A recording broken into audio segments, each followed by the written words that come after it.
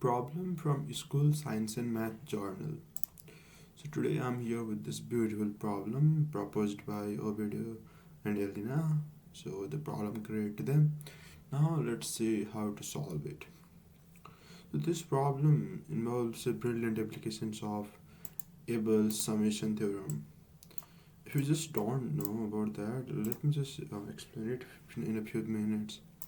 So what Abel's theorem states is if we have a sum from k equals to 1 to infinity of expression a sub k and expression b sub k, and if both are functions of k, then this sum is kind of similar to the integral of a times b, right? The integral formula, and the formula is limit n tends to infinity of b sub n plus 1 and a sub capital A. Notice that they are different, and then plus sum from k equals to 1 to infinity, k equals to, let's say n equals to 1, it doesn't matter, of b sub k minus b sub k plus 1 and then capital A sub k.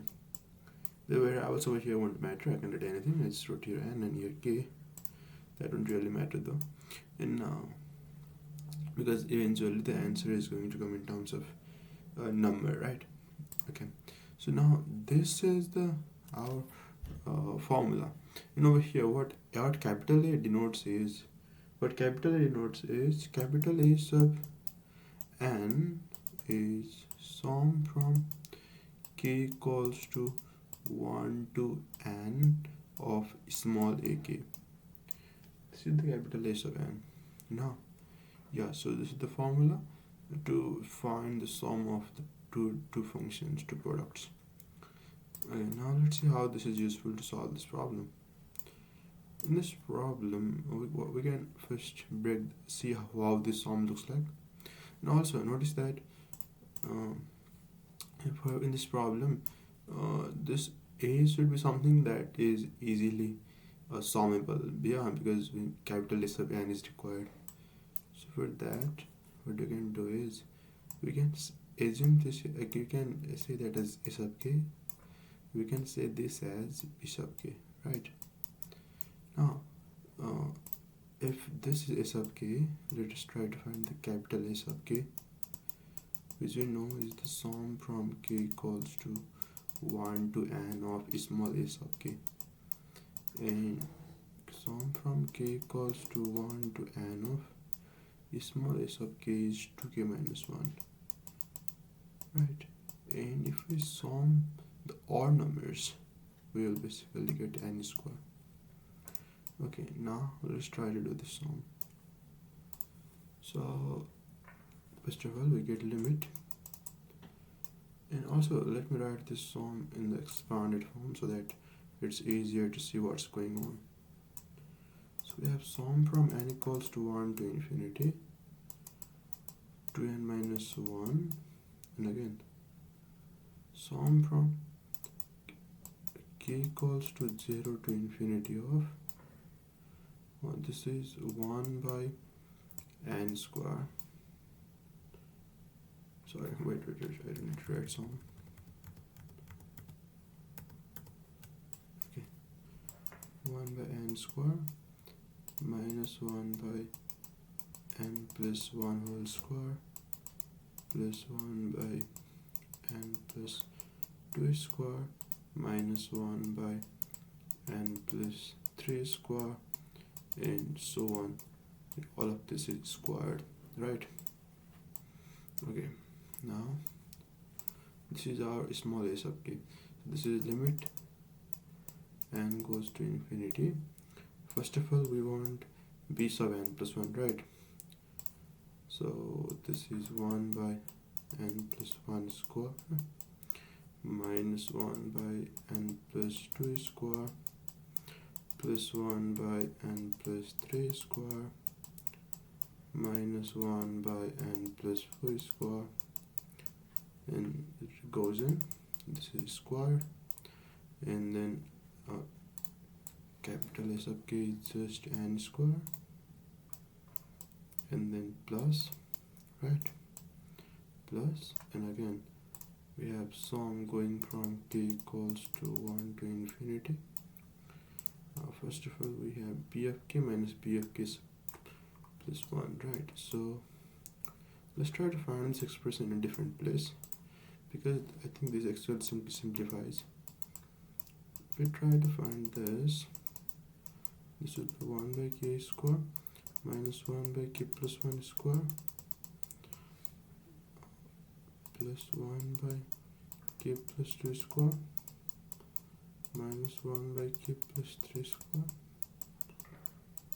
and so on, squared minus 1 by k plus 1 square minus 1 by k plus 2 square plus 1 by k plus 3 square, and so on, right? And so now this is a square minus b square. Okay, so now we can use the formula a plus b minus b. If we do that, in a plus b, a lot of terms are going to cancel out, leaving just 1 by k square.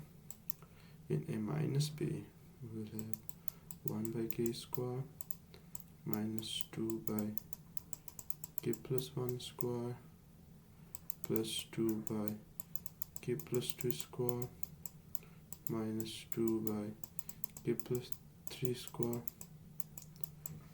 and so on. Okay, so we have this thing. Okay, this is supposedly the simplified form. Let me just try to bring it over there.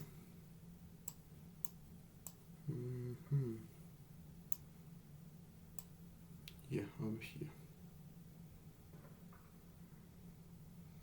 And I think I can erase this part. Okay. So we have the sum of this expression, which is b of k minus b of k plus 1. Now a of k is what? It's just k square, right? Okay, a of k is just k square, and you can see that the k square and k square cancel each other out, right? Okay, that's good. Okay, then next, okay, now what you can do next? So now let's try to zoom in.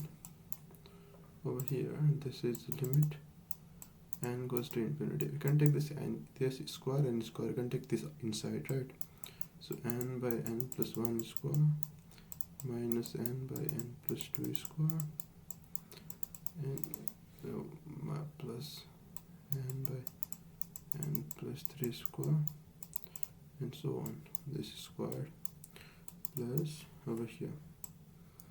To make this sum a bit nicer, what you can do is try to introduce 2 over here.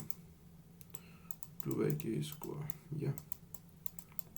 And we know that since we had just 1 previously, we need to subtract it. Yeah, we cannot just introduce by ourselves, right? We need to subtract that at the end as well. So minus 1 by k square, right? Now over here, notice that since the power of denominator is 1 more than numerator, like this n plus 1 at infinity, this can be considered as n by n times n, right? N plus 1 and that equal at n goes to infinity. This cancels out, and 1 by n, that goes to 1 by infinity, which is 0. So all of them go to 0, and this eventually becomes 0. Plus over here, what we can do is we can take 2 common, right? And write it as 1 by k square minus 1 by k plus 1 square plus 1 by k plus 2 square minus 1 by k plus 3 square, and so on up to infinity, and also minus 1 by k square over here. All of these are inside the sum. Now notice that these things form a telescopic sum. Yeah, telescoping sum, and this one is alone. So what we'll basically have after summing this is, in the sum of these two expressions, we will have 1 by 1 square, but the remaining minus 1 by 2 square plus 1 by 2 square minus 1 by 3 square plus 1 by 3 square, all of them get cancelled. So we just have 1 by 1 square over here. Over here 1 by 3 square is there, and all of them got cancelled out. Minus 1 by 4 square plus 1 by 4 square minus 1 by 5 square plus 1 by 5 square. So we just have 1 by 3 square. Similarly, from here we just have 1 by 5 square. You can see the pattern that only odd terms will remain.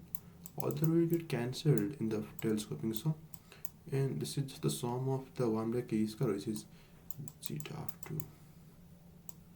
Now this one is just cancelling the even terms of the zeta of 2. Zeta of 2 minus zeta of 2 divided by 2 square, right? This gives the even terms because it's multiplied by 2 square. Yeah. Okay, now this is 2 times zeta of 2. This is 1 minus 1 by 4. And then minus zeta of 2, right? So this is zeta of 2 times 3 by 2 minus zeta of 2.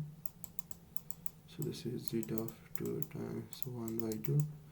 Zeta of 2 is 5 square by 6 times 1 by 2, which is 5 square by 12.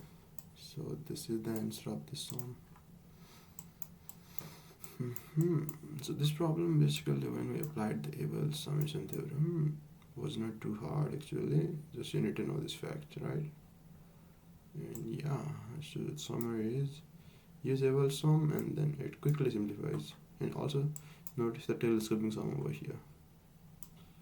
And if you notice the telescoping sum, there's nothing really to do. Yeah, hope you enjoyed the video. Thanks for watching. Look forward to seeing you in the upcoming videos too.